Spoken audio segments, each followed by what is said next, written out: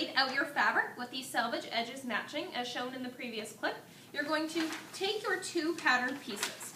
I'm going to use, for this example, extra, extra small. You need to make sure that you have two correct pattern pieces. So make sure you have a back and a front, and that they are the same size. Then you need to decide if you want to do boxer short length or regular short length.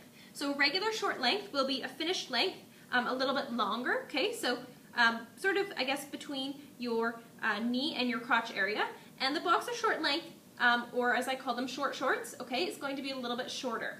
So for this demonstration, I'm going to show you how to do the boxer short length. The boxer short length ends here. So if you choose to do the boxer short length, you're going to take the pattern, carefully fold it on the line to shorten your shorts. So you can see that the boxer shorts are a little bit shorter than the regular length. Whatever I do to one piece, I need to do the same thing to the other piece. So then what I'm going to do, I'm going to place them down on my fabric. Now, when you place them on your fabric, okay, you want to place them close to the edges. Okay, so you can see that this will be leftover fabric that I could potentially do something else with later. If I kind of place it in the middle, okay, then I have a little bit of fabric here and a little bit of fabric here. If my fabric was longer, okay, I would not place one down here and leave all of this space. So you want to make sure your pattern pieces are nice and pretty close together so that you can conserve fabric. So you're just going to place them down, okay, pretty close together.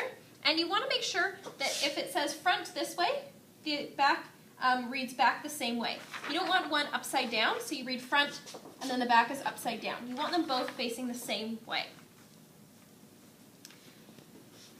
If you have a directional fabric, okay, meaning a print that has, let's say, a bunch of smiley faces on it, you want to make sure that when you place down your pattern, okay, the smiley faces are looking up at you and they won't be upside down. So if you have a print that might be directional, just get me to check before you place your pattern down.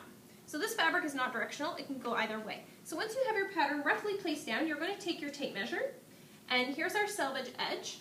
I'm going to measure from the selvage edge directly over to my grain line. So you can see I have just a little bit over about 21.5 there, where it's touching the grain line on the pattern. That number, I need to have the same number when I measure from the selvage edge over to the bottom of my pattern. Now on this particular piece, it is so then I can go ahead and start pinning. You want to pin into the corners of your pattern, all the way in and all the way back out. Pin all of the corners first, and then you can go back and put pins in the center. Okay, as you're pinning, do not lift up the fabric. Keep it flat on the table. Okay, as you're pinning, you see as well, the pin goes all the way in and all the way back up. If you just put it in like this, without the pin head coming back up like this one, it will not hold down your fabric. Okay, it will come out. So when you pin, pins go all the way in, all the way back up. Okay, so after I pin down all my corners, then I'm going to simply go back and I'm going to put a pin about every hand width apart, going all the way around. Make sure when you pin, you do not pin like this.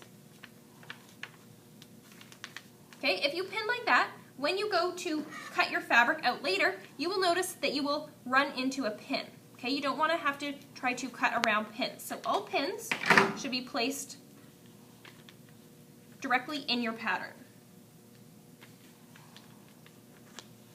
Okay, you get the idea. So you're going to continue pinning all the way around, and then you're going to come back to your back piece. You're going to do the same thing. So you're going to measure with your measuring tape. It doesn't matter what number you get as long as it's the same.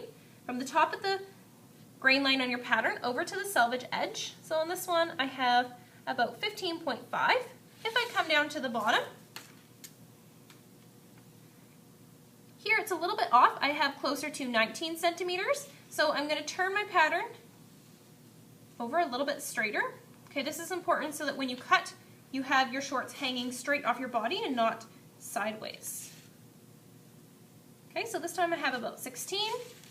Coming to measure the bottom, I have about 16 here. Once I'm happy, I can go around, pin, pin, pin, pin, pin all my corners, and then putting pins in between. And then you should have 2 pattern pieces pinned on 2 layers of fabric. Just check to make sure that when you pin, you actually are cutting on 2 layers. Okay, so if your pattern is too close to the bottom and you flip it up and you're only cutting on the 1 layer, you will run into problems later. So just double check that you're always cutting on 2 layers.